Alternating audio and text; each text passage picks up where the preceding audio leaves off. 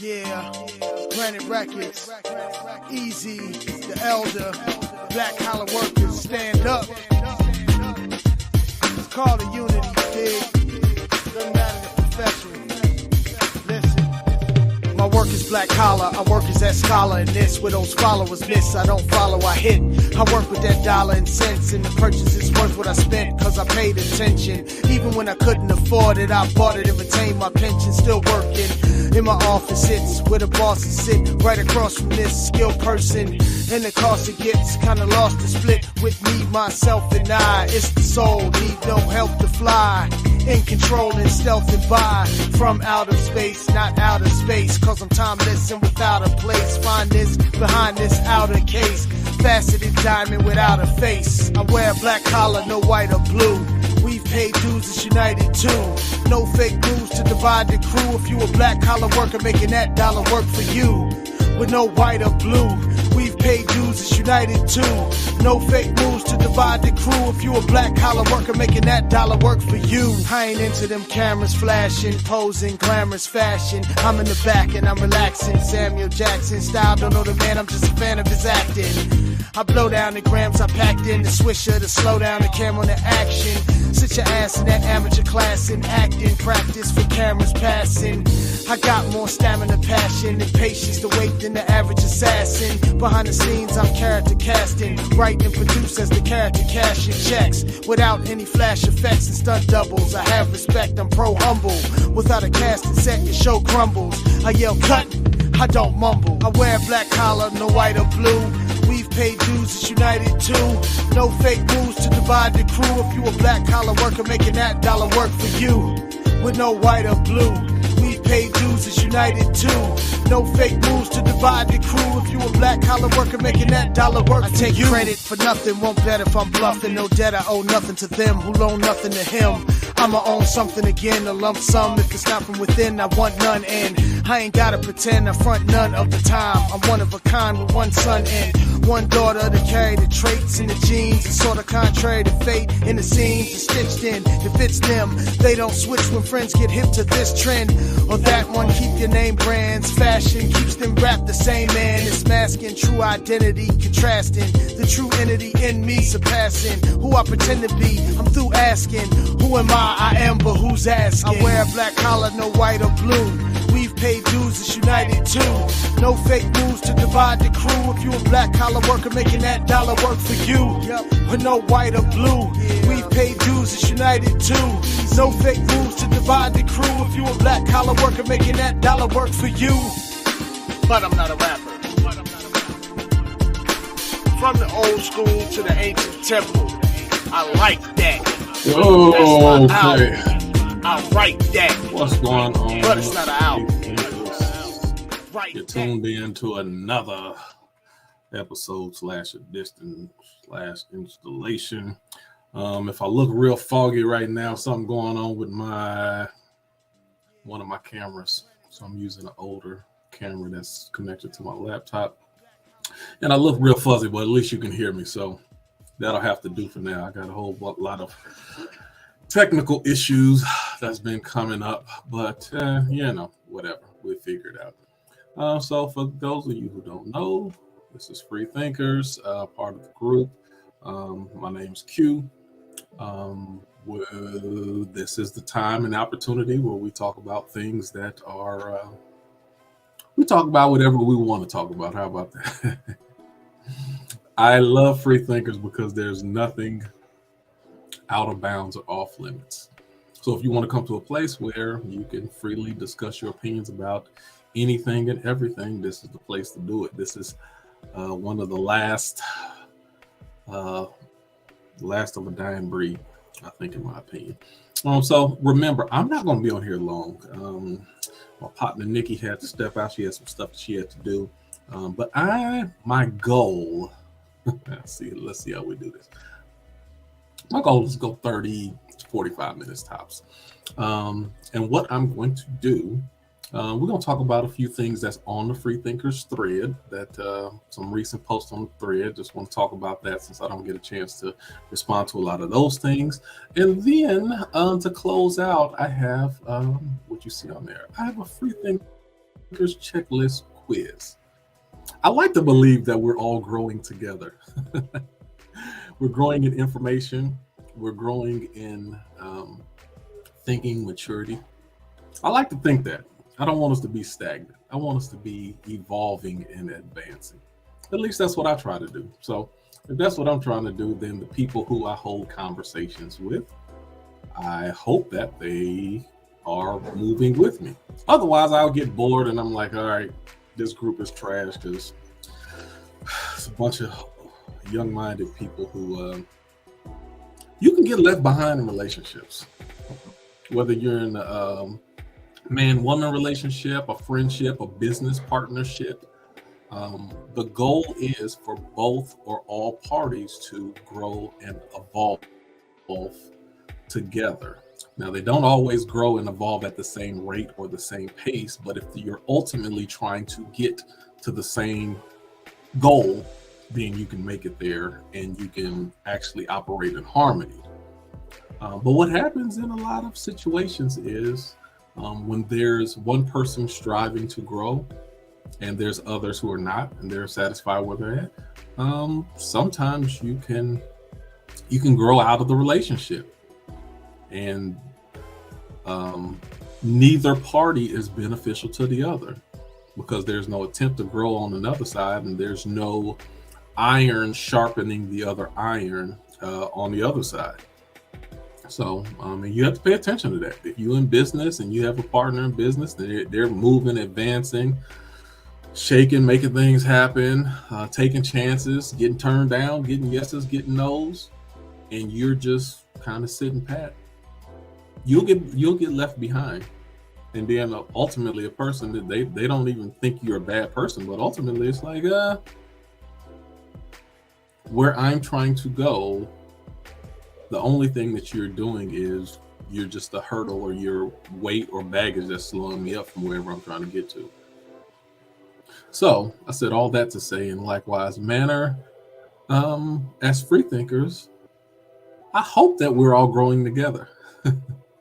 I never want to get to a place where a person has felt like they've outgrown me or outgrown the group or that I've outgrown them. It can happen, but you don't want it to happen. We want to grow, evolve together, wherever that may take us. And see, with freethinkers, we don't have to come to the same mental conclusion, but the growth is, the goal is growth and understanding who you are, becoming one with yourself, one with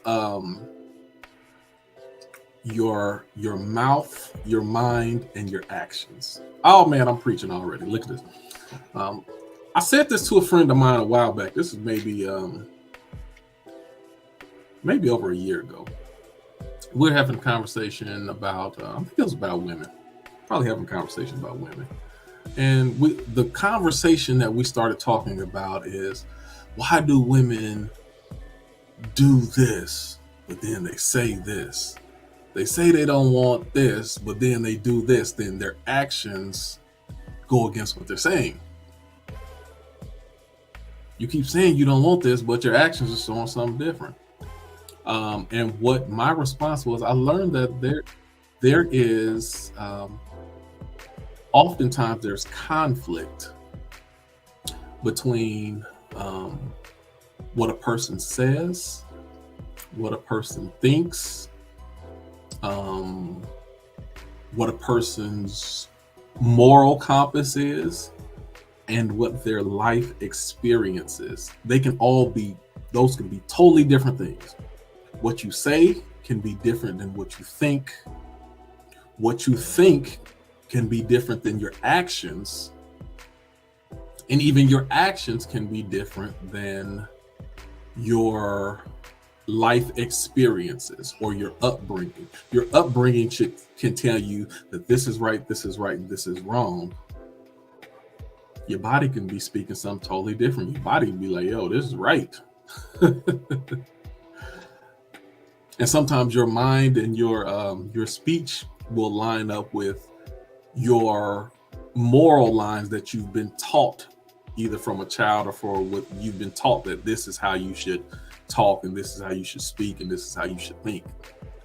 So you can say one thing and you can think something else, and you can kind of generally believe certain things that don't line up either. But then your actual your actions. See, one thing that we do in today's society, we don't give enough credit to natural instincts playing a role in our life. Oh, and by the way, as I'm going in, if you want to join, like I said, I'll probably be on 30, 45 minutes. You want to join, give input, get in on this. The StreamYard link is in the comment section. So just click on the link and then just jump right in. I'll let you in. We just talking.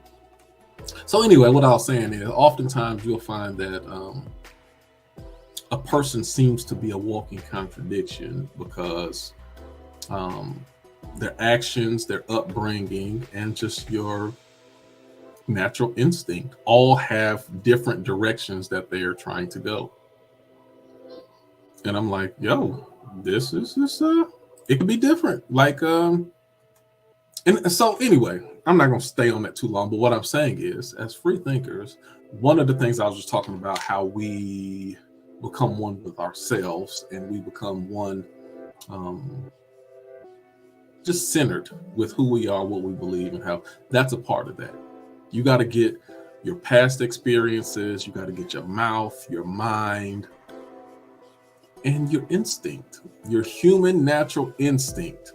Or some people, it can go as far as discernment. Whatever that is, all of it needs to line up and be in harmony. And when you can get to that place, you'll be a happy person. You'll be one with yourself.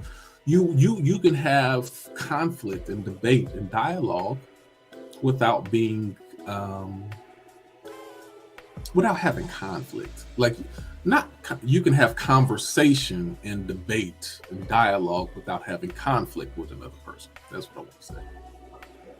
Because what another person thinks or what another person does, it don't interfere with me.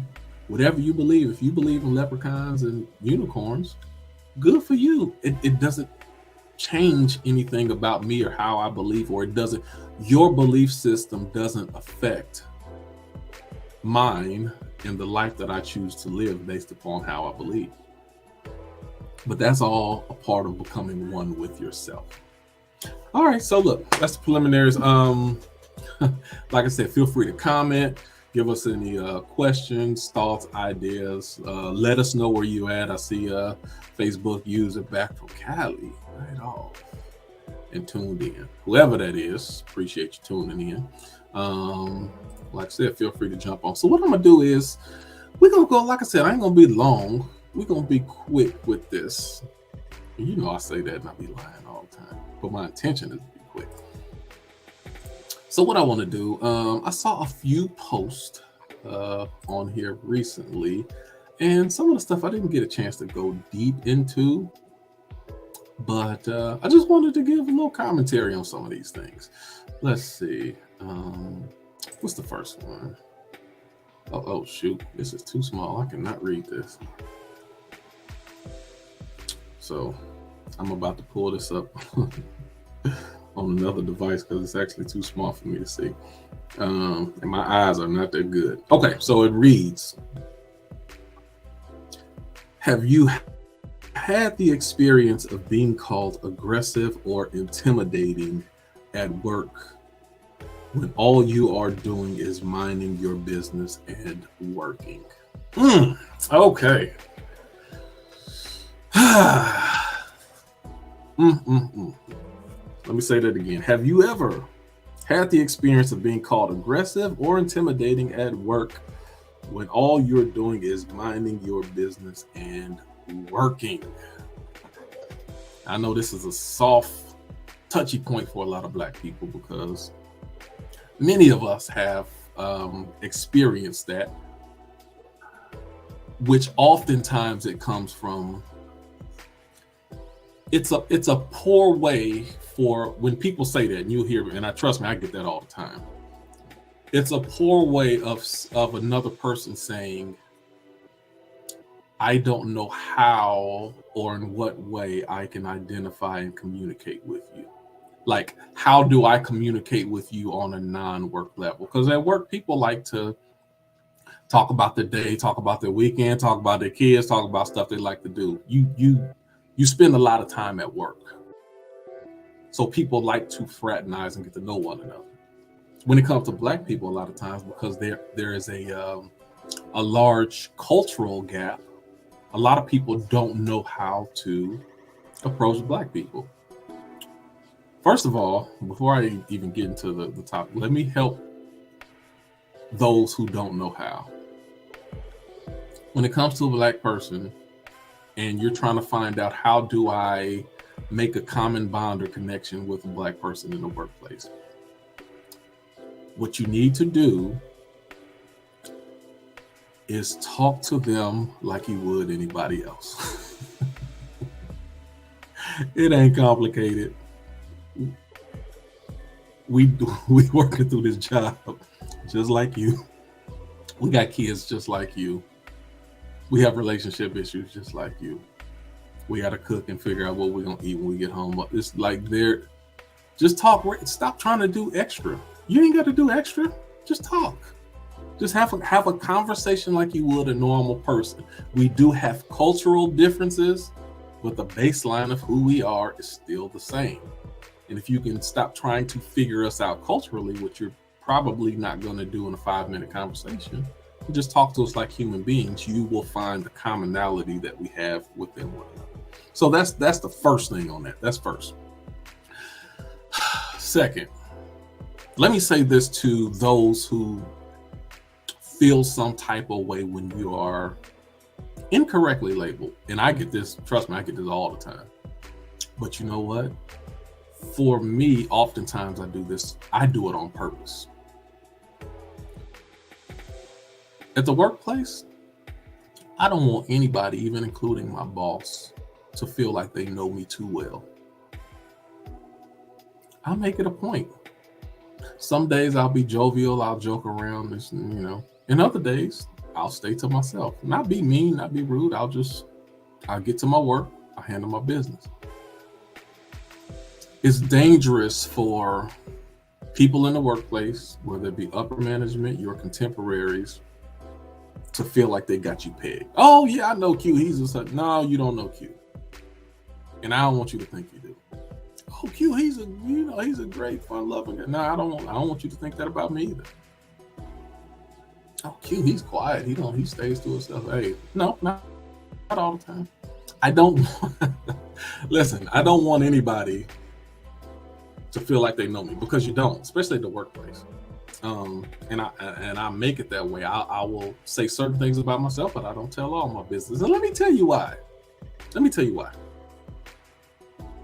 Really take your time first. If you're in the workplace, it's like a game of cards. Don't show your hand right up front. Don't let people really see who you are right up front. You can let them see pieces. I'll let you see this 2 of club. I ain't worried about that. I ain't gonna let you see the real stuff I got in my hand now. I can't let you do that right now, because I don't know the type of person you are. Are you a competitive employee to where you find a competition and you trying to get a step up on everybody? Are you the messy type to where you want to know everybody's business? As soon as you find out, then you're going to divulge that information to the next person? Are you the messy type to where you get in a lot of drama, and as soon as some drama going down, then they try to attach my name to whatever they doing? See, you're not being fair. You let such and such do this, and you ain't let me do that. And see, when I was talking to Q, he said the same thing. He said, see, now you done messed around with a messy person, and they threw your name in something they ain't got nothing, and now you get associated with being messy. That's just little. You make sure you understand who a person is before you open up and you share, and even spend too much time with the person.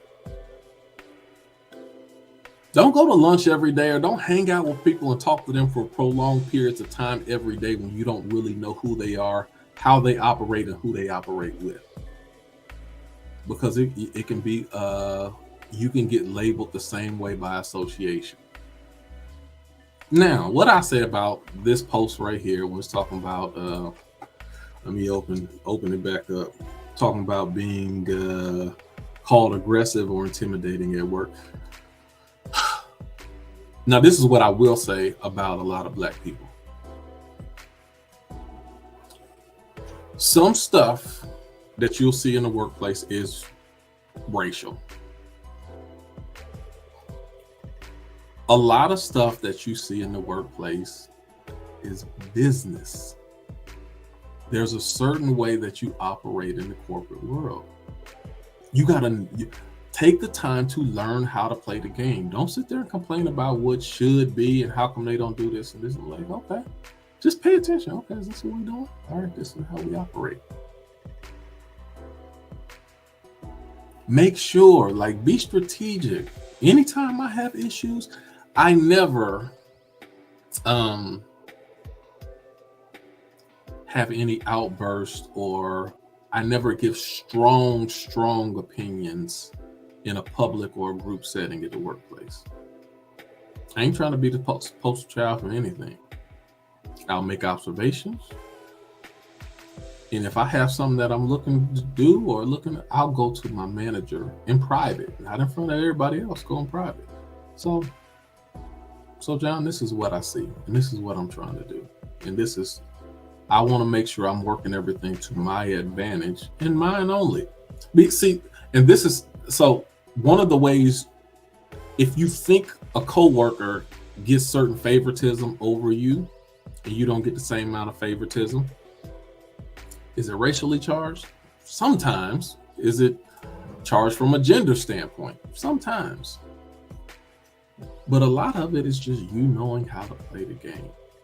So some of the stuff, if you want to get this special day off, or if you want to be able to work from home, that's a big thing in our office, because we partially work from home and then we partially work in the office. And there's some people who want to just work from home all the time. They'll never want to go in the office. Something like that. You want to get a special concession. You know they can't do it for everybody. So if they can't do it for everybody, there's certain questions that you should not ask in a public setting, because you're absolutely going to get rejected or turned down, because they have to protect the group as a whole. And if we can't do this for everybody, then I'm gonna have to do a hard no when you put it out there in public. Now, if you're looking for certain concessions, go to your manager, go to your supervisor, go to somebody in private and be like, yo, so this is my situation. This is what's going on. This is what I think. How can we work this out in such a way where this is beneficial for everybody? If I do this, then will you allow me to do this? And on a one-on-one basis, people are more open to work with you, to make concessions, to negotiate, to give you leeway, to meet you 50-50. And they're more open just in the way that they deal with you, if you know how and when and what way to communicate. And some people just don't think about that. And so you just have to, you just got to be shrewd, know how to play the game. I haven't watched the whole video. It looked like it was about a 9-minute video. So I'm gonna look deeper into what she's talking about. But aggressive and intimidating. Some of it can just be demeanor. So I know for a fact that I can oftentimes have a strong demeanor. So there's certain things that I do just in spots to break up that perception.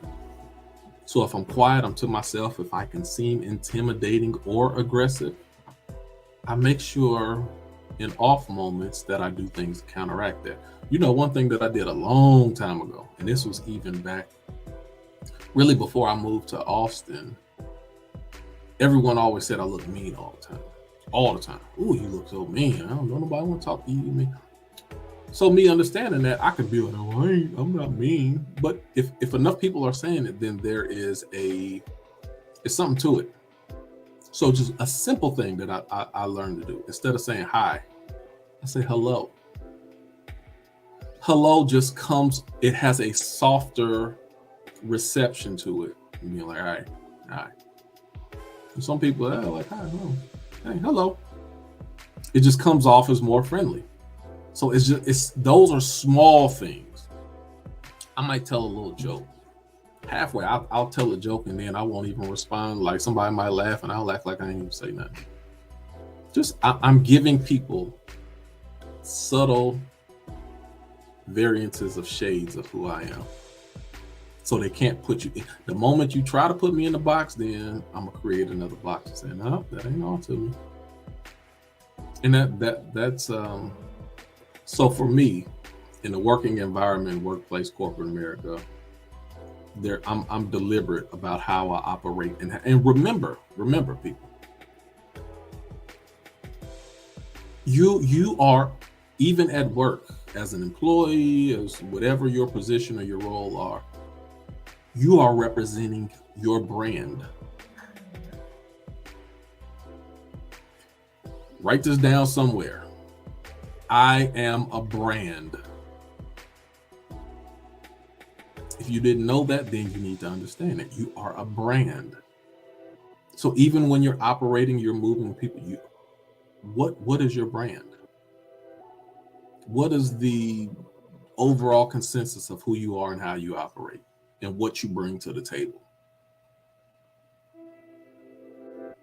If you being intimidating and if enough people are saying that, then that's your brand. And you need to change your brand. If part of your brand is they show up 5 minutes late and they leave early, you need to change your brand. It's, again, when you're dealing in the corporate world, it's not enough to say, I know this is who I am. I know who I am. It don't matter what nobody else say. For the individual, you might be true. In a corporate setting, it does matter what people think about you and how they view you. You make sure you're doing image control for yourself. You gotta work on it. So that's my thought about that. Let's see. I got a couple more things. You know what? I'm in decent time. What is this was interesting. I glanced past this. I had this, it says, who wrote this? Nikki wrote this. Let me go. It says, anyone interested in a no holds bar conversation about what we think good sex is. You know what? I ain't gonna touch that too much because I know she probably, we might talk about that next week. But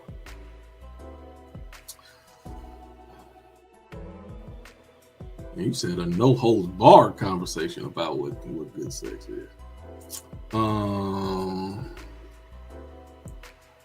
What do I want to touch that? I feel like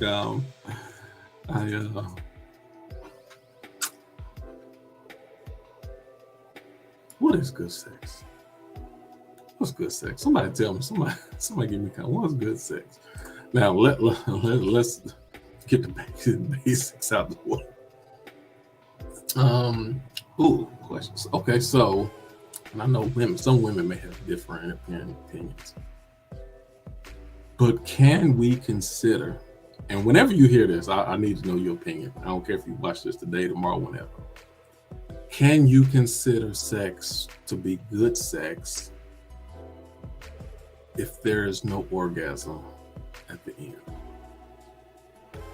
Now, the reason I say this is because there's a lot of women who will say, some women will say they never orgasm or they rarely have an orgasm. So then I'm like, well, sex good? Well, yeah, it was good. I just didn't come. At this age and stage of your life, I'm curious. And because, I mean, I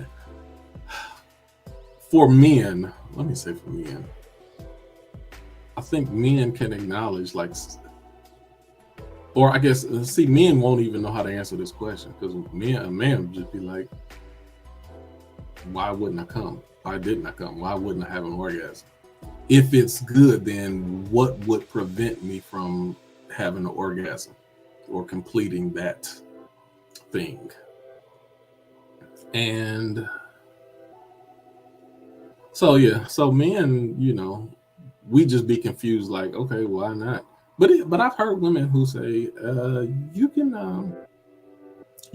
have, it can be good. Like someone be like, yeah, it was good, but just because it's good, just because my body responds well to it, that don't mean that I had an orgasm.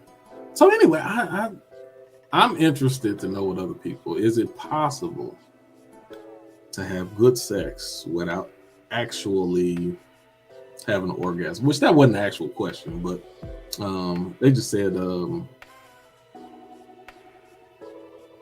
what we think good sex is. You know what? We're gonna put that together. That might be something we do more, because I want to know how long is good sex, what style is it, what are the dynamics, what you look for, what are your identifying factors for you to decide if it was good or not. And then even, not mention names, but just think about your best experiences and what made that experience above the other experiences. So yeah, I'm interested in that. Maybe we can talk about that next week. I'm thinking about it without digging into it. I think that'll be a better conversation for a group. So I'll let that be for now. Well, yeah, I think that'll be a good conversation for next week. So let me see. So cool. There's been a lot of talk going on lately. Miss Jada Pinkett Smith. Now she said in a recent interview that her and Will have been separated since 2016. So let me run through this real quick, because I did several shows about this, and I did several shows about the whole entanglement. I remember we did that a while back. I did a show about the slap with Will Smith too. Let me give you a couple observations that I have really quickly. Number one, starting off, a lot of this didn't seem like news to me because they kind of alluded to, even when they did the Red Table Talk, they were split and they were separated at the time of the entanglement. So that's why I didn't know why it was such a big deal for everyone else. They said they was kind of done with each other and they needed to go find themselves, and they went their separate ways. So, the fact that Will had tears up in his eyes and stuff like that didn't mean much or nothing to me. You said y'all wasn't together at the time. What's the problem? Like I did. That's the part I didn't really get that. But overall, they ride together, some bad marriage together. They did some little saying or whatever, and I was encouraged by the overall conversation that they had at the time. Now let's go fast forward to the slap. That happened. I had my feelings about that, and Jada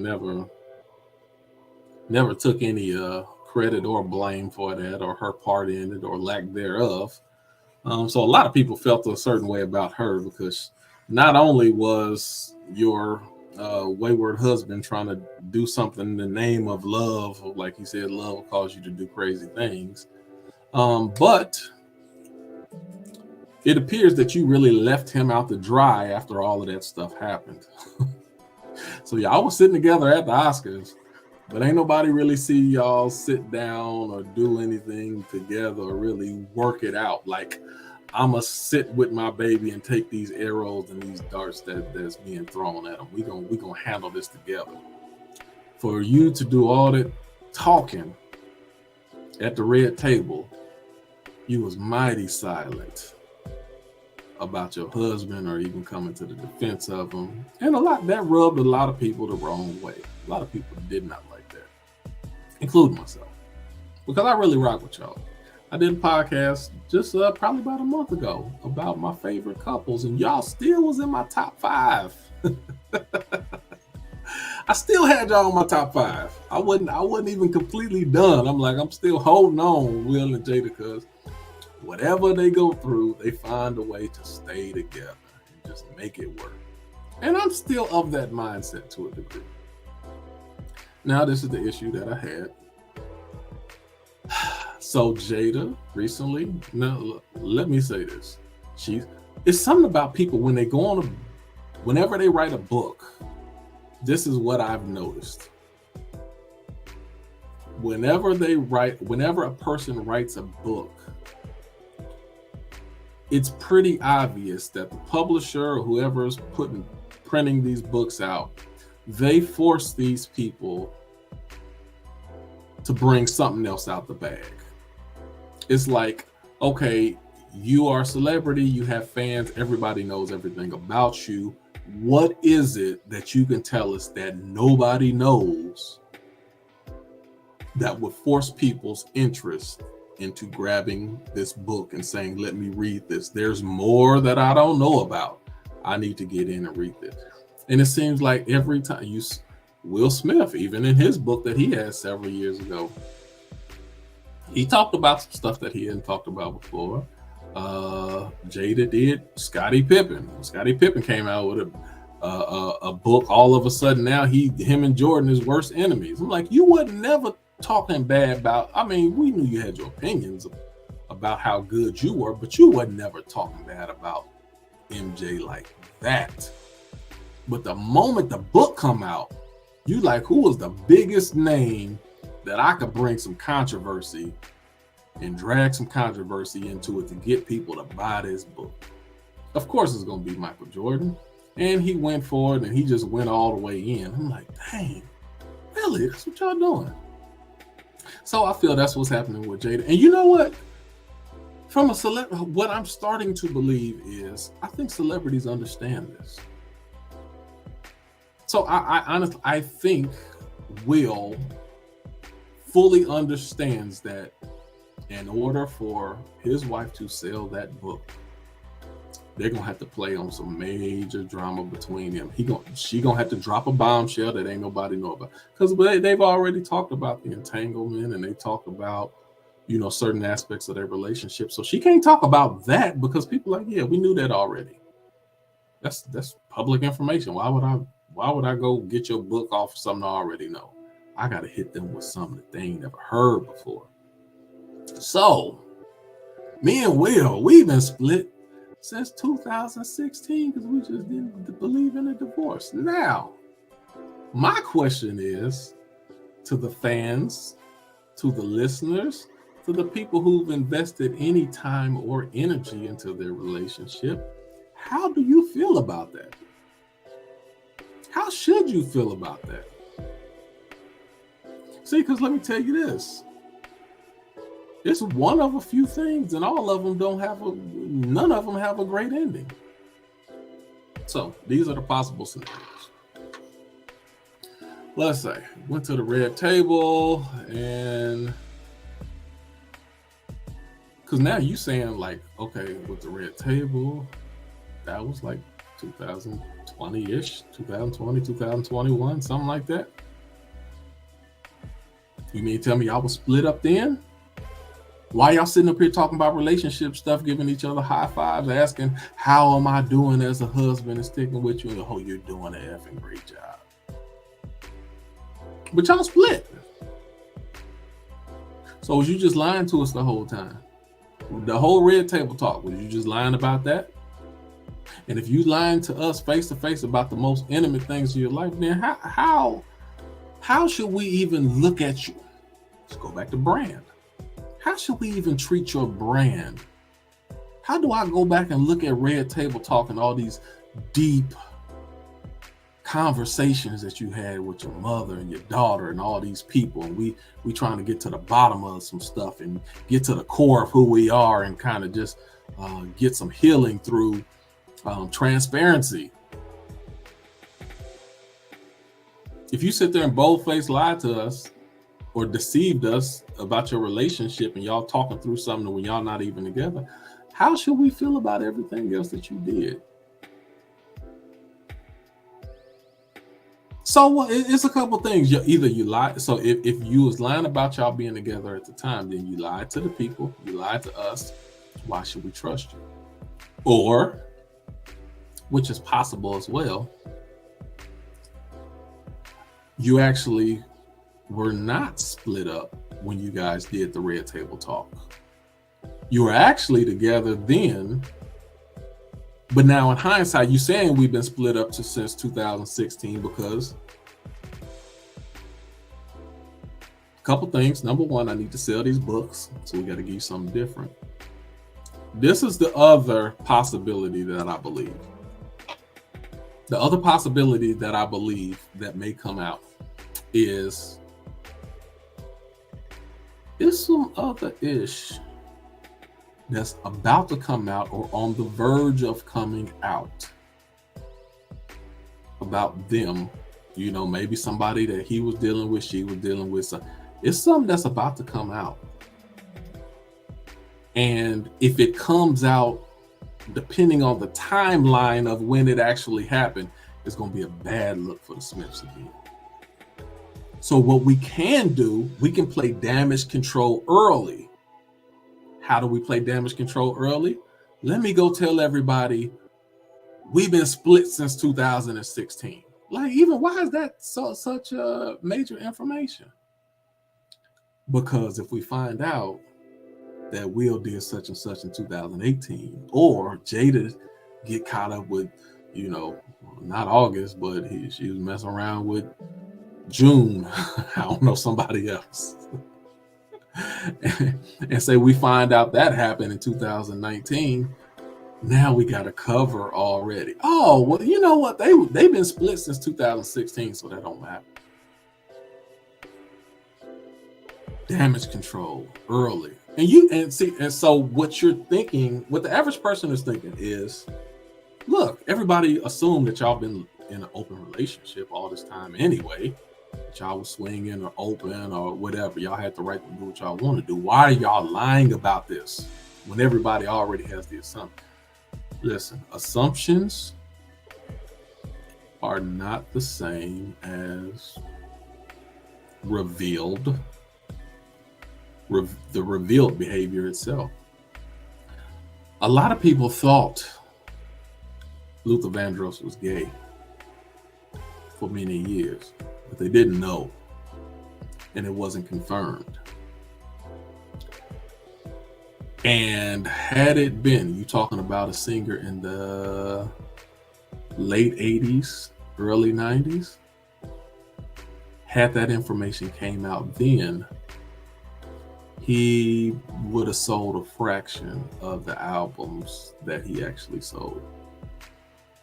And now women are looking like, oh, when you sang that song, you wasn't potentially talking about me. You talking, some comedian said you talking about Freddie Jackson. So my point is, just because we think we know or just because we're assuming, it's for a person who's conscious about brand, and their brand is directly connected to their livelihood and their money and their income. It's very important. You're talking about one of the biggest actors in the world who commands one of the largest salaries. Even if you're doing that, like you have a family image to uphold, which is one of the reasons, if they were split since 2016, is good business on both sides. Some people will argue Bill and Hillary ain't been in love for the last 25 years. But from a business standpoint, for a career standpoint, it's better for them to stay together, even if they ain't thinking about each other. So it's certain things that we just don't think about because we don't live in that life. But I think there's a good possibility that some stuff may come out in very near future, and we're gonna find out, oh, he did this, she did this, 2017, 2018, 2019, whenever it is, they're gonna be under the cover. Hey, we were split. We told y'all that already. We wasn't even together, so it don't matter. Now, the other dynamic is, and let me get off of this so I can get to my last little free thinkers checklist. So if that's the case, then what was that whole slap about? And keep my wife's name out your mouth. Okay, maybe you still got, I'm sure even though y'all split, you got love for her. So, but that's a different type of, if you go as far to slap somebody, that got to be your ride or die number one. We connected like this for you to be doing stuff like that off of a joke. Like nobody actually physically assaulted your wife. It was off of a joke that you didn't like. That don't seem like the response of somebody who's separated. It's not making sense. So it's some lies going on. It's either they lied to us up front with the red table talk and they had us all deceived, or she's lying about, she's making some stuff up for the book in which she's lying now, and then it's like, okay, if you're telling the truth now, then you were lying then. If you lying now, then why are we believing anything else that you do? If you lying now, why would I read the book to see a whole bunch more of your lies? That don't make sense. So, I mean, we will see. I think that's all I got to say about that. But I think just think it's a branding thing. Think about this. See, this is simple stuff y'all don't pay attention to. This same person or people who get facelifts and Botox and they're doing different things to their face, you think that they're not brand and image conscious?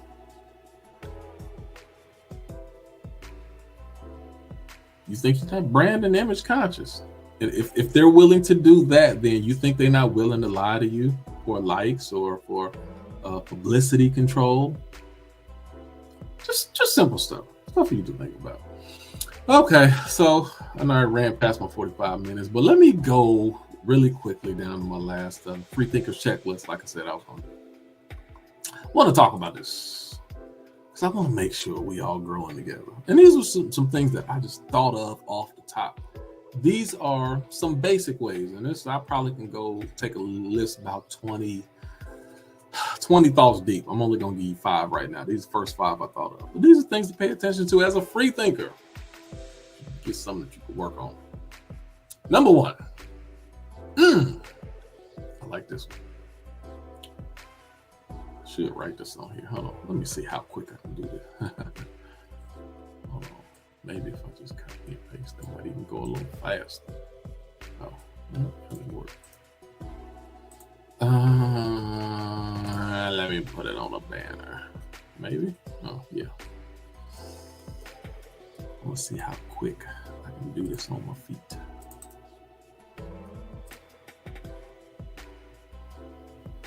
All right. Number 1. Do you take pleasure in being proven wrong? I want you to sit back and think on some of these things. As a free thinker, these are just evaluation questions that will let you know if you're on the right track. Do you take pleasure in being proven wrong? So regardless of how emphatic or how strong-minded I seem to be while I'm on here, I really look forward to, and I'm looking for, and I look, you know how, I shouldn't even say this. It was, I'm stupid. There was time back in the day I was, running to a little relationship thing, had a little out of town fling or whatever. This. And one of these girls going, just, doing the most, acting buck wild, acting a little crazy, acting a little reckless, acting a little rude, disrespectful, really challenging a brother. Long story short, what I found out was she was really just looking to see if I would check her. if I was enough of a man to stand up and be like, yo, cut this out. We ain't doing that. Even if you ain't my girl, no, that ain't the way we operate. Making the long story really, really short. But at the end of the day, she was just looking to see if somebody man enough to step into me and say, no, we're not doing that. Had no more problems for the rest of the trip after that. That's what it looked. Anyway, so the reason I thought of that is, like I said, when I'm having these strong debates, really what I'm looking for, I'm pushing back strong because I want to see not if I can be proven wrong, because you don't prove a person wrong, you challenge a thought. This is the thought I have. So if somebody just say, oh, you stupid, that don't mean nothing. This ain't about me. Listen to what I'm saying. I need you to refute my set of facts or my set of opinions. Refute those with logic and fact and experience to make me be like, oh man, okay. That's what makes me better. I look for people. I say, hey, this is what I think. I really think strongly about this. Somebody please tell me I'm wrong. And if you ever pay attention, some people be like, well, you know what, Q, I disagree. And when somebody say I disagree, I'm like, okay, tell me more. I'm interested. If you have some real deep thoughts or valid reasons of why you say I'm wrong, I want to know, because I want to be challenged, because I feel like it makes me better. Right? Okay, so that's one. Do you take pleasure in being proven wrong? See, and let me say this, because being proven wrong, it doesn't do anything to me. Like, I don't internalize it or make it personal. You proving me wrong don't do nothing to me, because you're not proving me wrong. You're proving my thoughts wrong. And if my thoughts are wrong or incorrect or incomplete, I want to get a better understanding of what I think and why I think it.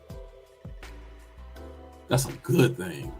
I'm like, oh man, I left out of this conversation reviewing and trying to view this thing a different way than I did before, because you've added something to my mindset that say, hey, look at this angle, look at it from this angle. Can you still say the same thing after you look at it again from this angle? That's a good thing. You should be happy about that. So, all right, that's one. Let me add another one. The second thought that came across my mind. Ooh, and this is a good one too.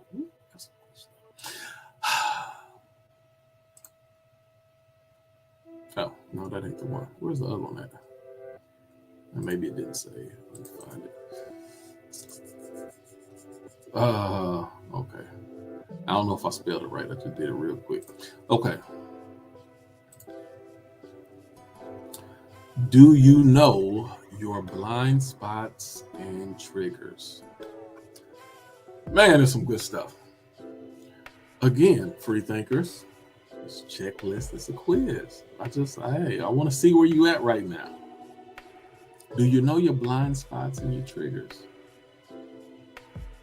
And that's funny, because it would seem like, well, that's a blind spot. They don't see it. You can know a blind spot that you're still working through, or that's a work in progress that you haven't completely dealt with or changed from. There's a lot of crackheads who know that they shouldn't, I'm wrong and I shouldn't be doing this, and this is taking everything away from me, and I don't have a relationship with my children, because they know the consequences of it, and they know that it's something that's a pitfall for them. But just because you know it don't mean that you have the ability to change, or that you've put in the work to have that change. So, for instance, there's times I've had blind spots when it came to religion, spirituality.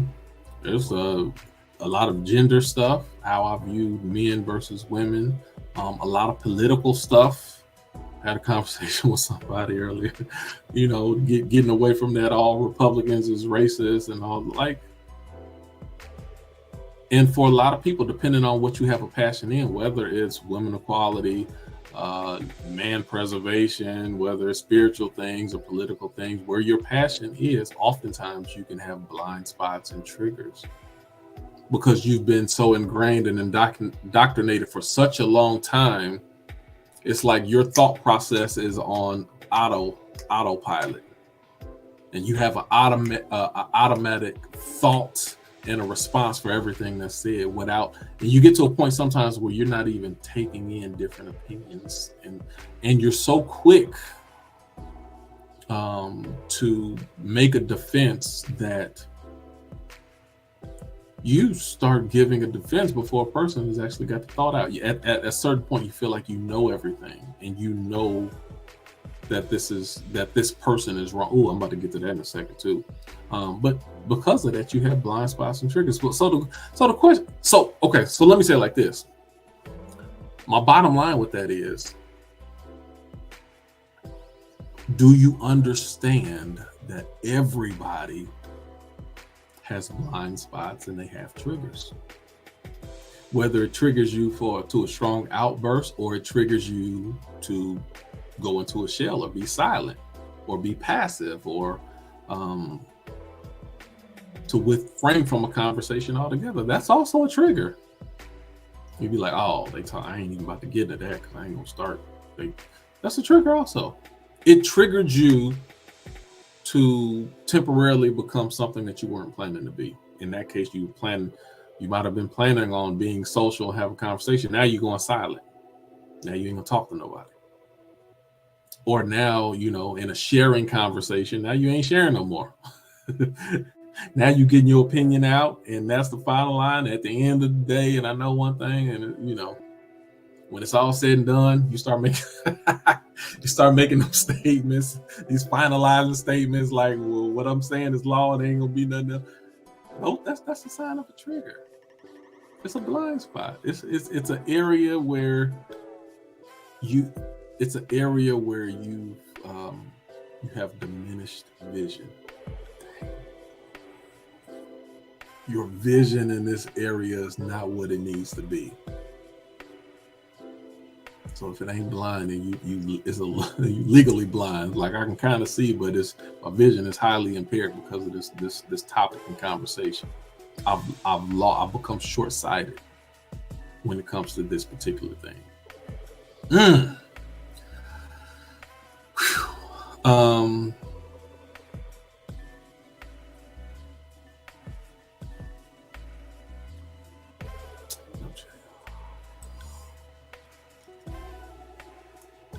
So again, I'm copy and pasting this. If you don't, then it's also telling you that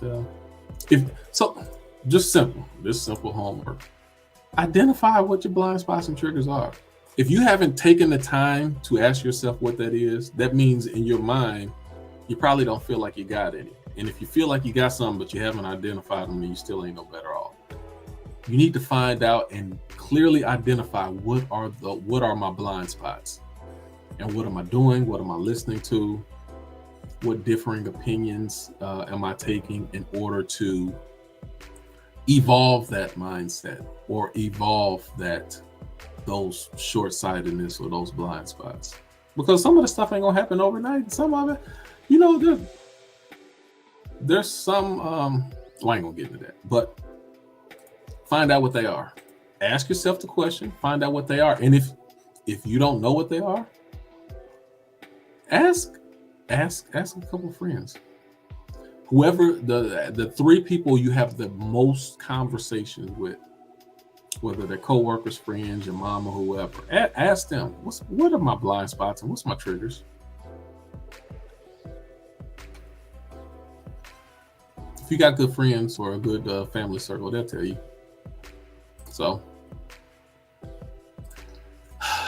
do you advocate? Ooh, this is good. Free thinkers. Do you advocate for a person's opinion that is in opposition to yours? Whew, golly. Free thinkers. This is a telltale sign and of either how free of a thinker you are or your desire to be a free thinker. Now, why is this important? See, it's easy to advocate for a person or their opinion that's in line with yours. So you'll get, pro-life people. Other pro-life people can say whatever they want, and they can be as harsh as they want to, and they can do these weird demonstrations in the street. And the people who are also pro-life, they ain't gonna say nothing. They're gonna stop them because it's in step with their overall agenda. Now, somebody comes pro-choice and they start saying stuff. Do you have the same tolerance for them to voice their opinion when you have a differing opinion? I saw this oftentimes. This is an easy, good example. Back when I was coming up in high school, there was conversations about prayer in schools. Should we allow prayer in schools? Can we have prayer in schools, or shouldn't we have prayer in schools? So all of the Christian people, they were like, "Oh yeah, we need to have prayer in school." Every time something bad happened in the world or something happened at school, then see, it's because you took prayer out of schools. That's why people shooting up the schools, and that's why it could be true actually, but besides the point. They were in line with everything that was happening or in everything that a person had to say, as long as it fit their agenda. Now, let me give you an example. Simple example. So same Christians say, yeah, we need to pray. If a Muslim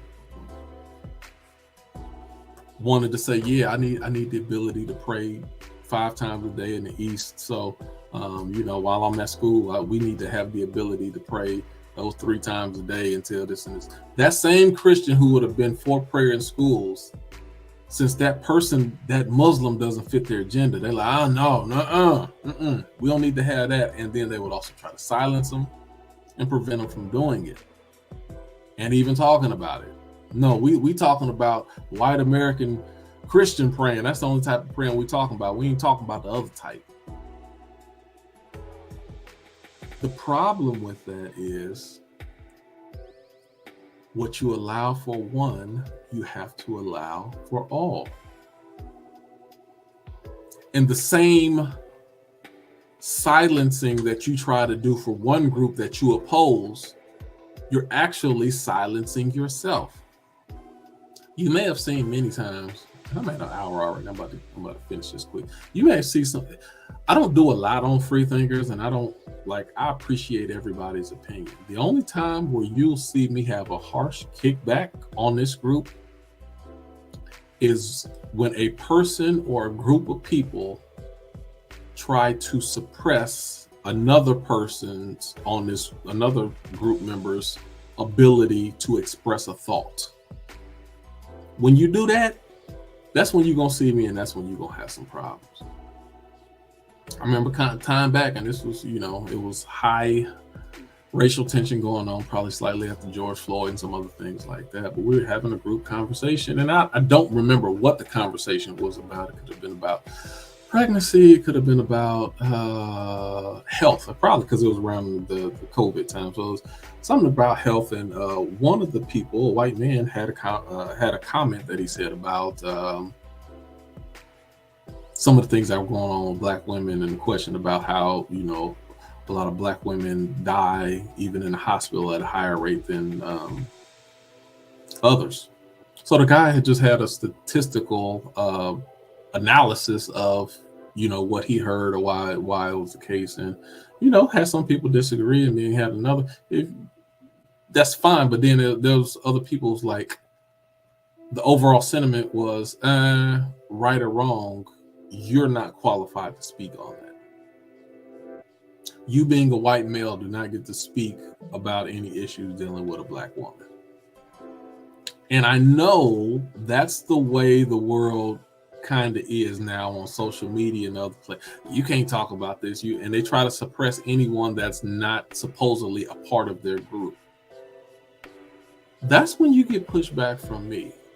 I don't have to be a black woman to have an opinion about things that a black woman do. And in a likewise manner, just because I'm not a black woman, married to black woman, I got sisters and mothers and family members and people that I work with and people that I know who are black women or white men or gay men or whatever whatever the circle is that I'm supposedly not a part of. We still all live in a society together. So even if I'm not that, I still have the ability to comment and have an opinion. When we tell people that they don't have the right to have an opinion, that's when you're going to hear me. Because everybody on Freethinkers got a right to have an opinion, say whatever you want to about whatever. You should be able to back it up with facts and logic and reason, because you can get your opinions can get dragged. I'll say that. We good for dragging people's opinions. But again, it's so important. The most important thing for me is everyone feeling they have the freedom to express those opinions. So, my whole thing, if you don't advocate for a person's opinion that's in opposition to yours, how do you expect society to give you the freedom to grow? Because the same way that you're trying to shut them up, then there's a lot of people trying to shut you up. Do you know some of the congressmen that was going on? If people y'all don't remember Luke Campbell. Luke Campbell was going all the way to the federal. They had federal hearings about his music and banning it, and because he was raunchy, he was wild, and a lot of music that I probably found distasteful. But there was a lot of representatives and people who were for, not because they liked the music. It's about freedom of speech. If you suppress his ability to express himself, then you can do that to everyone. Some people get the big picture, some people don't. But even this music that I hate, I'm going to advocate for them to be able to express themselves that way. Otherwise, it gives the same way I suppress you, I'm giving you the ability to turn around and do it to me. Double Dutch, you ready, John? What's your observation about that? Do you advocate for a person's opinion that is in opposition to yours? Oh, I was asking you a question. You talking to me? Yeah. Say that again. Well, I could have swore you said John, so I was like, is there somebody on somewhere? What did you say? I said, do you advocate for a person's opinion that is in opposition to yours? Do I advocate for their opinion? Yes, advocate. Not just be like, whatever, I'm gonna let them know. Let them speak. Let them speak. I mean, I'm always going to advocate for a person having their own opinion, right? Because I appreciate when somebody has an actual opinion as opposed to just does groupthink operation. Advocate would probably be a strong word, because sometimes I think some people should probably stop talking, right? I'm sure some people think I should stop talking sometimes. So, like, to the point of, we have free thinkers. So I think free thinkers is me advocating for people having different opinions, right? Because we've created a space where you can literally feel and think whatever you want, and you're still welcome. We may agree to disagree. We may not like each other. We're not required to like each other, but there will still be respect given, assuming that we can have a difference of opinion maturely. So yeah, I mean, I certainly definitely do support people having an opinion different than mine, but because you have an opinion different than mine, I'm only going to speak on something that I'm confident speaking on. So You can have a different opinion than mine, and I can have a different opinion than yours. But if we're going to entertain the conversation, you got to be prepared for a passionate conversation. That doesn't mean I don't advocate for you having a different opinion. That just means I go hard as fuck for mine too. Sure. Let me ask you the one I have previous as well as that. Okay. And I'm almost done. I'm gonna run through it. Yeah, sorry to join you so late. We had graduation dinner, and then my daughter's not feeling well, and I was like, let me just go get like 15 minutes real quick. So I appreciate you for holding it down. I'm sorry for joining late. No, you're fine. Do you know your blind spots and triggers? I mean, there could be more that I don't know about, but I'm definitely aware. I'm definitely aware of some of my blind spots and triggers. Yeah. Okay, I'm good. Yeah. And the reason I talked about that is like, if you don't know your blind spots and triggers, then you're easy. Dang. Well, yeah, that too. I'm talking about. I mean, in a lot of different ways. If you don't know your weak spots, if you don't know your weaknesses, if you don't know, and weakness doesn't have to be a bad word. It's just a place where you are not the strongest in, right? So if you don't know where your character defects or weaknesses are, you're going to be more easily manipulated, more easily taken advantage of, more easily like sidestepped in conversation. So you're I mean, for survival, I think you need to be aware of your blind spots and your triggers. It is, and so my thought even with that was more for as a free thinker. If you want to grow and evolve as a free thinker, it's very important that you're able to identify those blind spots, triggers, weaknesses, so that you can continue to grow and be well-rounded. And I even talked about some of the triggers that I had from, when it came to religion and spirituality, when it came to gender stuff, when it came to even political stuff. There's a lot of blind spots or triggers that I had, and I had just these automatic assumptions about people that I had to grow through. One thing that you said really this is a dumb analogy, but it reminded me of that when talking about you need to know your weaknesses. Like even when I go to the gym, there's some people you'll see going to the gym, and they'll have like one part of their body is just super like upper body huge. You all shoulders, like just straight shoulders everywhere. Ain't really got no arms, ain't got no legs. Ain't got no legs. Yo, dude. I know it feel good, doing that military press, which is you fine with the shoulders. You good with the shoulders. Let's work on some of the weaknesses so that you can be more well-rounded. Because when you get real strong in one area and real weak in other areas, it's unbalanced. It's unbalanced. It's unbalanced. You kind of weird. I'm just talking from a physical standpoint. Like, why is you just, man, that's all you gonna do? That can be emotionally weird though too. It doesn't just have to be physically weird. Like if you go past the physical, emotionally unbalanced, that's usually a weird individual. I mean, it just is. And weird can be so many different variations of things, right? But like, I think that's part of maybe some of the reason why we struggle in, early on, like teenage years, young 20s, right? Like we don't know enough about enough shit to even know what our bias is sometimes, what our weaknesses are, sometimes what we like and what we don't like. So to even know what a trigger is, hell, they didn't even start using the word trigger until like the last 10 years? So what did we call it before we called it triggers? Like, what were they? The only time the word trigger to me was a common word salty. Right. Salty. But trigger is a real thing, just like we in my profession, we call them relapse triggers, the things that are going to trigger you to get your brain moving into, using mode, right? So like triggers are fucking critical. I don't think that you can make it as a successful adult if you aren't aware of at least some of your triggers. You can't. I don't think you can function well. So one of my points was a base rule of thumb. Everybody got them.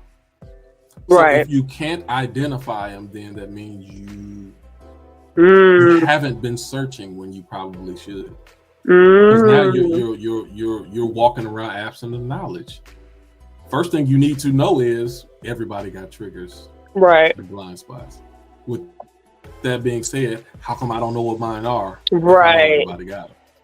That's a problem. So that, hey, free thinkers, if you are aspiring to be, and I'm saying, and the reason I say this because I really do aspire to be more and more of a free thinker for the sake of me becoming one with myself, being centered as an individual. I think that it helps. I think it's vital to your personal growth. Okay, two more real quick. Where is it? Similar. How tolerant are you of listening to other people's opinion that you disagree with? Now, this is so important, free thinkers. I hope y'all listening. Because how many? Let me read. How many times have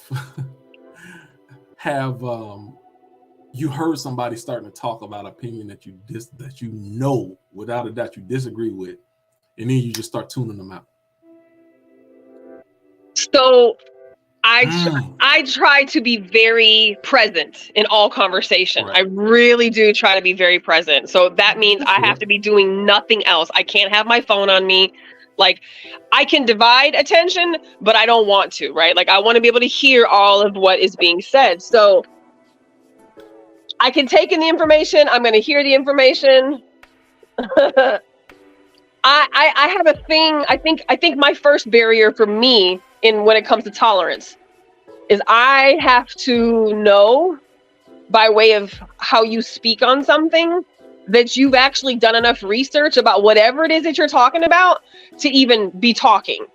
Because my biggest pet peeve is people who will speak on some shit they really don't know anything about. So for me, your opinion becomes almost irrelevant at that point because you're just talking about feelings. You're not talking about actual what you know, what you've researched, like what you've actually put time into trying to understand or learn.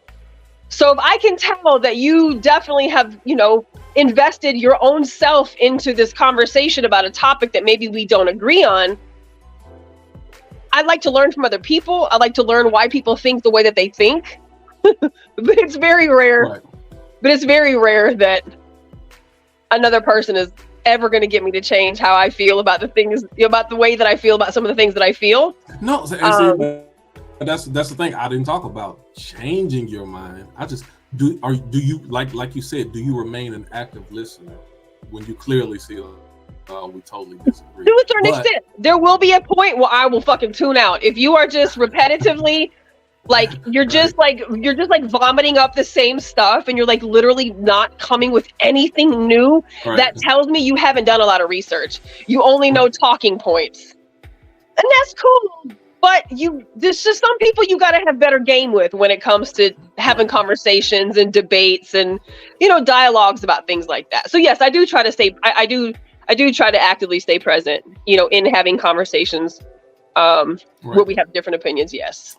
And for free thinker people, that again, the reason I use this as an example is because we have a lot of, I guess in this instance, I can use the word triggers. See, we think of a trigger just as an emotional outburst or a jerk reaction or change in attitude based off of a certain, but you tuning out a person, right? Oh, you know what? I ain't even listening to this. I'm tuning out.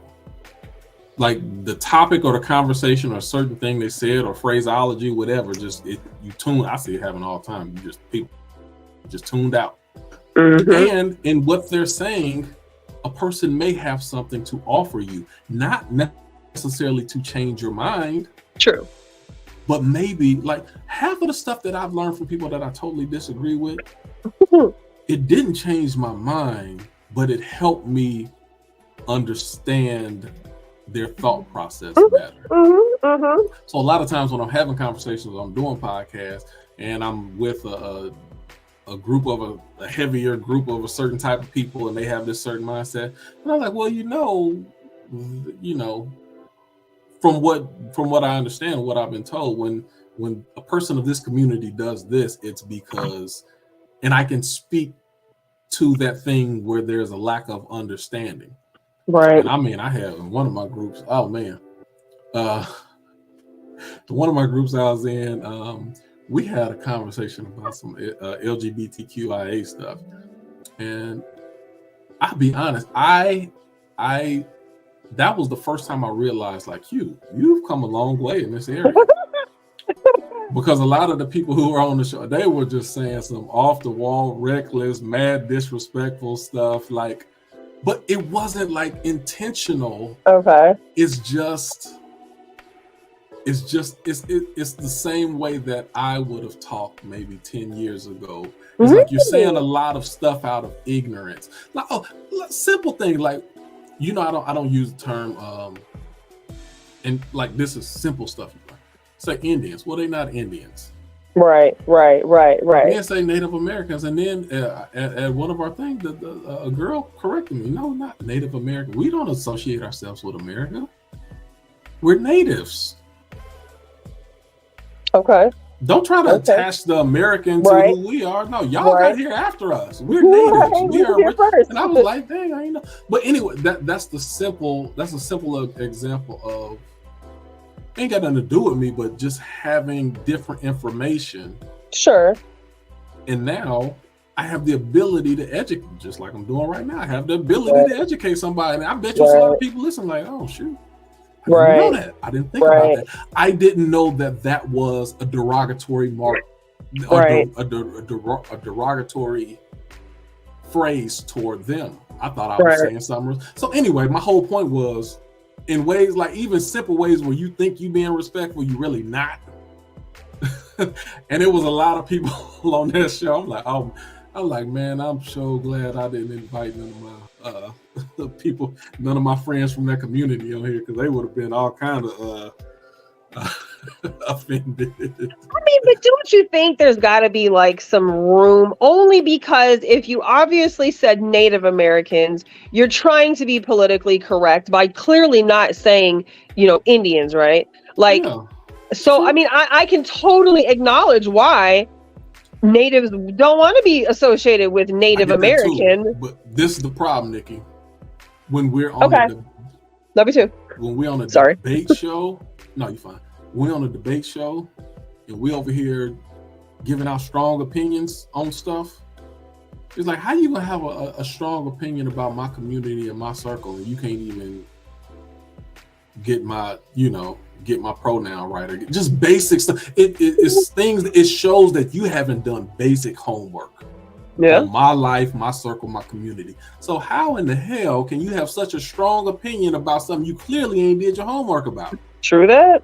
So, what I just said. I get when people are like, and it ain't. I think when people really have a heart to try to understand, when you're speaking or asking things from a purely a learning standpoint, people will give you grace, and they'll be open to educate you if you come in as a student.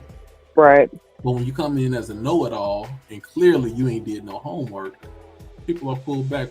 Think about that. And think about the last time you heard a man have a strong stance about some type of woman issue, and they saying all kind of incorrect stuff the wrong way. And it's like, you over here telling us what we should do, having a strong opinion about what should happen in this society, and you still talking about, you calling us chicks and stuff like you don't even have basic decorum to even have this conversation. Right. Why am I listening to you? So it's that type of stuff. So, right. That's the whole thing I was just saying about. I think some people are super disrespectful, but it's just important that you find people that you disagree with, because they can help educate you. Definitely. For sure. And you can get put in a position to where even if you don't change your mind or agree with that, you get put in a position to have a wider viewpoint and understanding about people overall. So it helps you as a free thinker. That's the most important part, in my opinion. Right. Yeah. I will never have the ability. Well, I will never be a white woman. I almost say I don't have the ability. Nowadays, you got the ability to do anything. Right. But I'll never be a white woman. I'll never be a woman. I'll never be a white or Asian man to this. So the closest I can come to those experiences is listening to you, listening to someone else, listening to Edward or whoever else, and glean from their experience to help give me a better understanding. Because if the only thing I can do is use my own experience to gather understanding, I will always be limited. I will only see things as a black man or a Christian man or a Democrat or whatever you want to call it. You only, whatever your boxes are, that's the only viewpoint you're gonna have. And that's like you said, that's a very limited viewpoint. Yes. But that's I think how most that people operate through. I was just gonna say, Q, most people don't step outside of their social comfort zone, so they don't interact. Like if it's not work related, most people do not have friends of different flavors, colors, shapes, sizes, or nothing, right? Like the dogs hang out with the dogs, the cats hang out with the cats, the chickens hang out with the chickens. Like there's not a lot of diversity outside of a workspace for a lot of people. And I think that, you know, that's probably why a lot of people have the challenges that they have entering into, you know, the real world, is because their biases are being pressed and they're now being exposed to so many things they've never been exposed to before, which is fucking crazy for me when I just hearing what I'm saying, because, you know, we live in a big city, we got 2 million people, and obviously we're far from the largest city in the world, but we live in I think most of us, if we're from Austin and the Austin area, we've kind of grown up in a melting pot. So we've seen everything that you could possibly see in a city like ours, right? And I realize that obviously different places have different dynamics, but it's just, I think that's the best part about being in a place where there's so much diversity and it is a melting pot. You know, Austin has always been keep Austin weird, and there's a lot of people who clearly don't like a lot of things about Austin. There's a lot of shit I don't like about Austin, but I love the fact that even though I might not agree with some people's lifestyle choices, I love that it's open and it's free and it's safe. And actually my kids get to see people living their life however they live their life. It doesn't just have to be one way to live life. And so I think that's the greatest part about being in spaces with people that are not like you, is that's where you learn the most. How else would you have learned these things? You don't, you being a door is being open to something that would never have been open to you had you not known this person or these people or this group, or, you know, whatever the case may be. And I think that's the beauty of that's the beauty of just maturing, the beauty of realizing that everybody does have something to bring to the table. Right. Even if we're not the same and we don't agree, you know, everybody has something to bring to the table, and you can learn something from everybody. People I don't like, I learn from all the time. So I think I love that part. I think it would be a really crummy place to live if everybody thought like we thought and acted like we acted and did as we did. I'd be boring as shit. Yeah. But to your point, there's a lot of people who do not associate with people outside of their little safe circle. I was gonna skip this one, but I can do it real quick. We got 2 minutes. Okay. But I think this is important too. That's why. When was the last time you've modified a moral, ethical, political, or spiritual stance? So you felt strongly one way, whether it was something of a moral issue, ethical, a political issue, or some spiritual. You had a strong stance on it, but then you've modified it. You've modified that stance. When was the last time?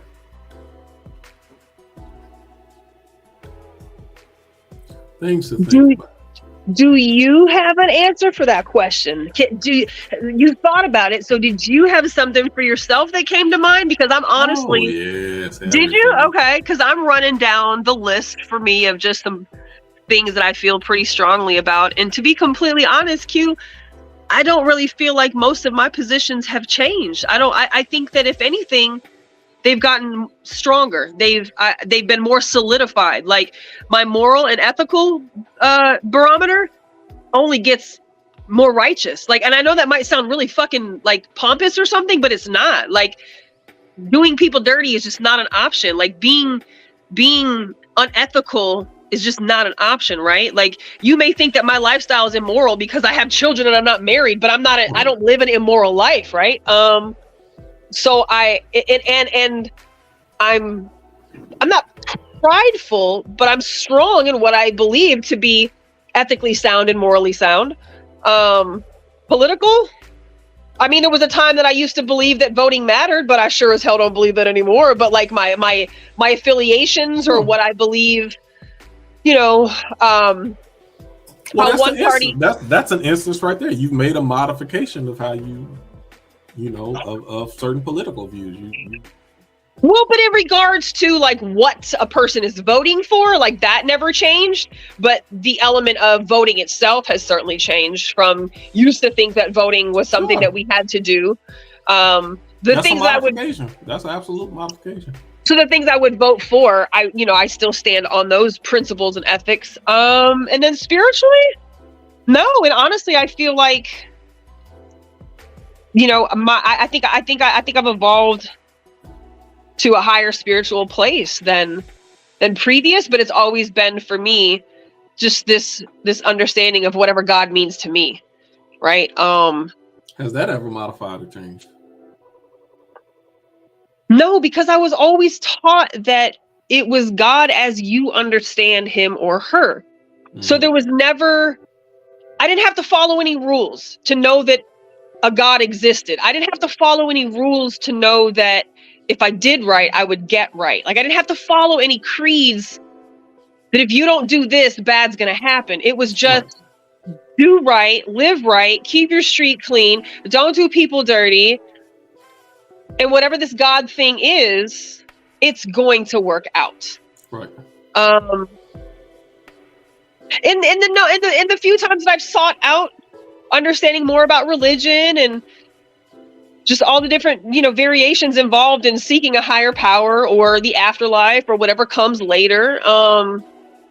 It just takes me back to higher power. It just takes me back to, something Stacey Shea said years ago on the show. She called it a source creator, and that fucking stuck with me. I was like, I've never heard him, it, they, he, she, whatever be called as a source creator, and that just made so much sense to me because that's really all I can put my finger on. So does it make one less flexible if they don't have changes in these places? Absolutely. You think so? No, yes. Okay. Absolutely. So, Okay. No change is the sign of no growth. Now, think about it. Tell me if you agree, disagree, and go ahead. I disagree and I agree because I can see where it applies. I can see where it applies. Now, okay, so pause right there. Now, I think the to respond to you from what I'm hearing from you is it to me it sounds like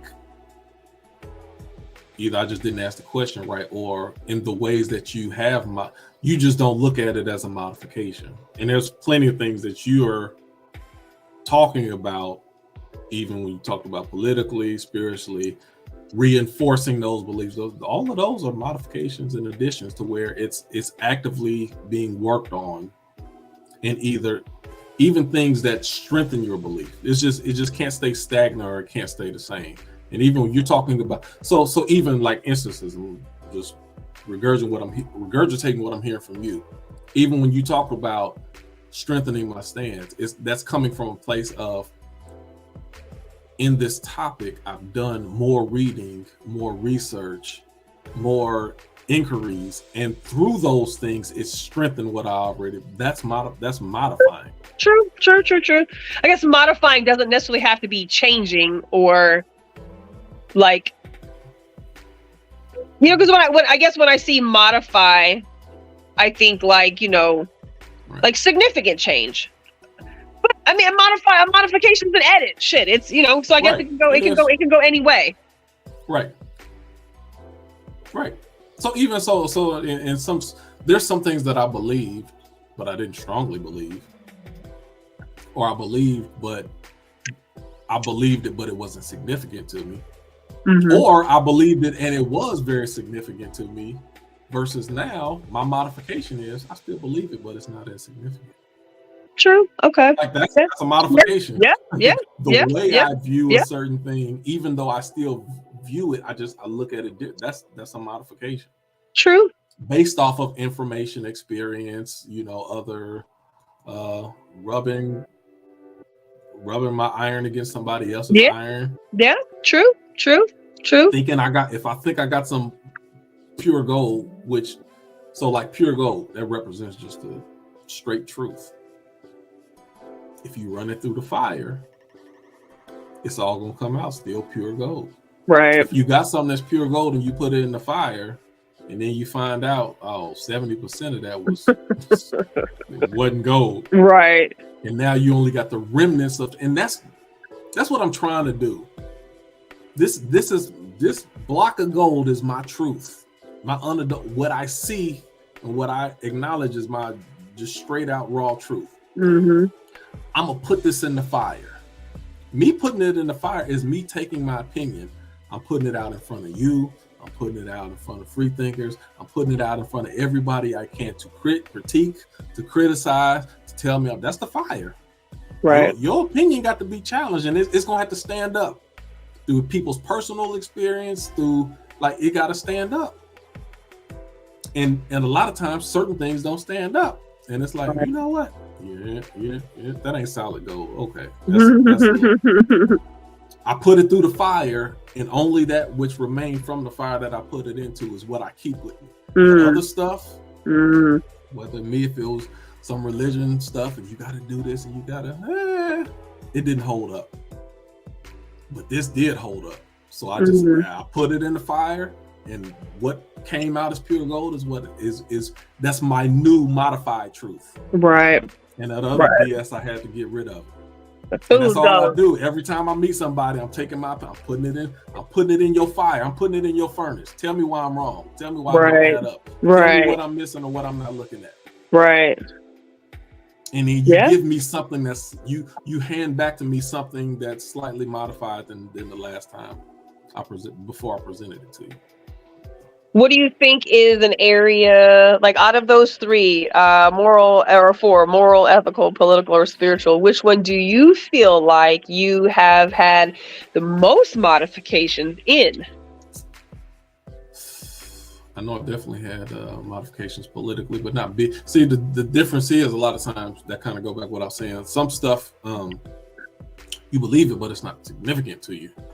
True. So even if it's not significant, spiritual thing was probably the most significant to me, and I made a lot of modifications with that. The biggest modification I probably have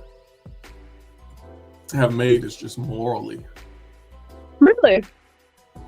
And it's not because I've changed my view on what I have, but I guess the reason it's changed is because I don't use a book to decide for me what's right or what's wrong.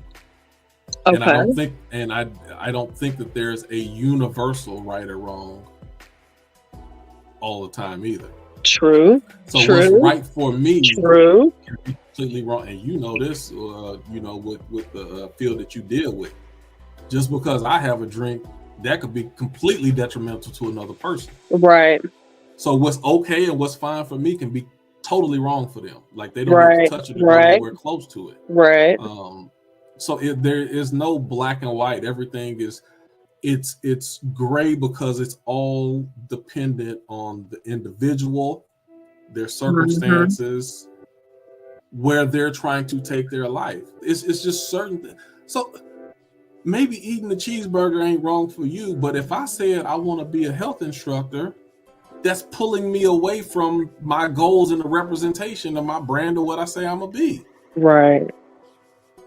So everything is not about a right or wrong. Right. Eat pork, don't eat pork. You ain't supposed to eat fruit, shrimp, or cat. Does it hurt me? Does it got too much salt in it? Am I already kind of exposed to high blood pressure or diabetes? Well, then maybe I should. So the reason I should or shouldn't do something is by simple weigh out the simple consequences, weigh out where I'm trying to take my life, and is this helping me get further, closer to it, or further away from it? That's how I decide morally what's right or wrong, and as long as you ain't, of course, hurting nobody else in the process. Before, I'm going by a whole set of rules and laws and commandments and this and this and this. Like, yeah, that it's still important to me, but the way I view it is completely modified and different, because I don't use the same standard to judge right or wrong that I did before. So being the case, one space being more judgment-led beliefs and one space being less judgment, like, you know, less judgmental space, right? Do you feel like having the moral compass that you have now is stronger than the moral compass that maybe you had before when you were operating under different belief system? Absolutely, because it's mine. Right. I'm not talking about what somebody else told me I was supposed to believe. Okay. It's internal for me because it's what I personally truly believe. Okay. And see, so the crazy thing is, much of what I view as right or wrong hasn't changed. A lot of stuff that I thought was wrong, I still think is wrong now, just not for the same reasons. Now I don't think it's wrong because they told me. Now I look at, let's add up the pros, let's add up the cons, let's add up the potential consequences of this situation, and no, that's not a good idea to do. Right. But now I've viewed it from a way that I'm empowered by it because I'm operating from my truth, right? Somebody else's truth, right? Even though it's the same thing, it ain't the same thing, and that's why I keep talking about using Freethinkers to be one with yourself, to center yourself, to better understand yourself, your thoughts, and you will. For me, I live a happier life because of it. I mean, and it's so interesting, right? Because we have such different background. Like, we have some similarities to like the beliefs that I think that our parents come from, but like in the operation and how you're supposed to be a good person, right? But like we come from such different places, and it's like it is not to say that one is better or worse than the other, but it's like, you know, and I've told you this before, like just watching the evolution of who you are today versus when I met you fucking 8-10 years ago. You were one of the most highly enlightened people I knew then, right? Like, but to see you even come from some of the thoughts and the beliefs that you had then versus today, it's like I think it's what makes the essence of Freethinkers, really and truly, because it is a walking fucking testimony to stepping into a different type of operation that actually is more inclusive. It really, by default, it actually is more inclusive by being able to not judge or look through a different lens. And it's very fucking refreshing. It's wonderfully refreshing. I agree. You know, like it's I don't know. I could talk about how important Freethinkers is on a personal level all day long, but I know that we reach so many people, and we've dug into so many brains and so many spirits and so many hearts. Like, it's to stay open like that is a beautiful thing, and a lot of people do not stay open. And you know what's really dope? I'm gonna tell you, it sounds like we bragging on our own stuff, and we just hold the space. But really, but what I'm saying is, you know what's really dope is that's like what you saying, what I say, it's really coming from us. It ain't like, 15 minutes in, we gotta make sure we do a plug and pump up the show. We don't like when we talk about, we're not saying it to just try to pump up the group or the show. Like, we saying it because we really feel that from a real place.